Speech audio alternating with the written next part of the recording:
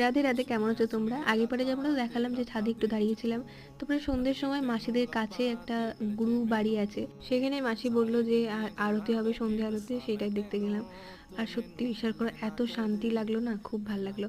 তারপরে প্রসাদ নিয়ে চলে এলাম। আর বাড়িতে এসে তারপর একটু মাসি স্প্রাইট দিল, মিশো এনেছিল, বসে বসে সিআইডি দেখছিলাম, মা এখানে মালা করছিল। সকালে উঠে চাটা খেয়ে নিলাম। আর সেদিন যাব আমি, মা, মাসি মিলে একটু গঙ্গা স্নানে। রাস্তায় এসে দেখি এখানে ফুল হয়েছে সুন্দর সুন্দর।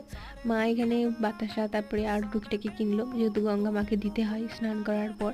ঘাটে এসে দেখি মহাদেব আর হনুমানজি এখানে বিশ্রাম করছেন গাছের তলায়। তারপরে স্নান টান হয়ে গেল, এতদিন পর গঙ্গা মায়ের কাছে এসে খুব ভাল লাগলো। তারপরে বাড়িতে এসে মুড়ি, মিষ্টি, আম খেয়ে নিলাম। তো এবার আমার বাড়ি যাওয়ার সময় চলে এসেছে। এই দুটো দিন খুব ভালো লাগলো।